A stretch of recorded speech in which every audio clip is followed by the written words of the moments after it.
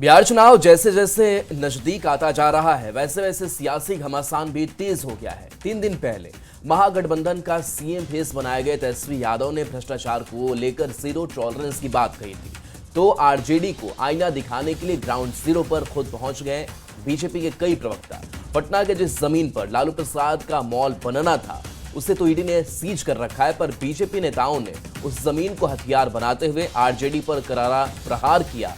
पूरा मामला इस रिपोर्ट में देखिए। कमीशनखोरी मुक्त बिहार प्रदेश बने, अपराध मुक्त बिहार प्रदेश बने, भ्रष्टाचार मुक्त हमारा प्रदेश बने, इस हिसाब से हम लोगों ने निर्णय लिया है। बजट का पैसा तो जा ही रहा है संवेदन कर्मियों को, लेकिन उसमें असली मलाई कौन खा रहा है, कमीशनखोरी कौन कर रहा है?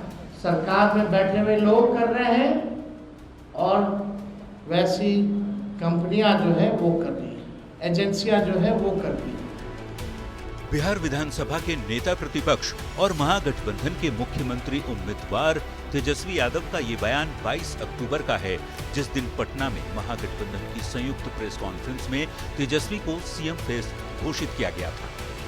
तब तेजस्वी ने कहा था वे भ्रष्टाचार बर्दाश्त नहीं करेंगे, करप्शन की परछाई तक पर कार्रवाई करेंगे। उसके बाद से गरमाई सियासत के बीच आरजेडी को घेरने के लिए बीजेपी नेताओं की टोली शनिवार को पहुंच गई पटना के गोला रोड स्थित उस जमीन पर जहां लालू प्रसाद का मॉल बनना था।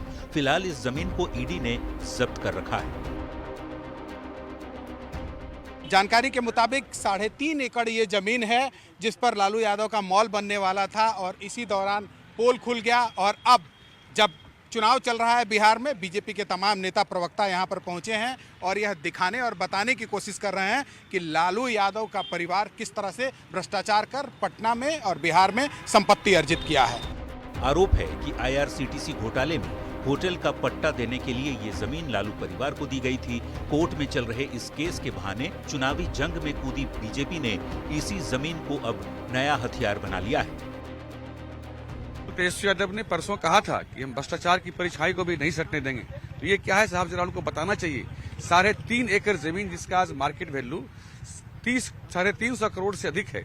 जमीन को आप देखेंगे यहाँ से वहां तक 100 फीट का फ्रंट है। ये इन्होंने होटल के बदले ये जमीन लिया था।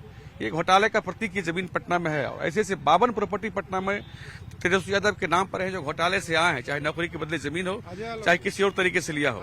और आज उनकी कुल संपत्ति 8,500 करोड़ की है तेजस्वी यादव जी की, तो उनको जवाब देना चाहिए। और भ्रष्टाचार की परछाई तो यही है।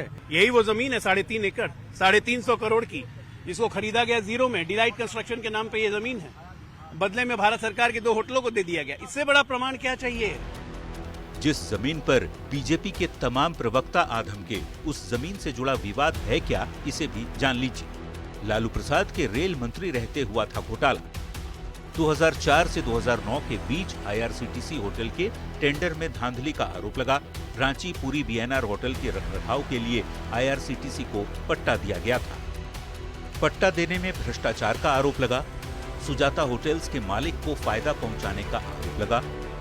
इसके एवज में पटना में 3 एकड़ बेशकीमती जमीन लेने का आरोप था। डिलाइट मार्केटिंग लिमिटेड के जरिए जमीन दी गई। बाद में लारा प्रोजेक्ट्स एलएलपी ने इसका अधिग्रहण किया।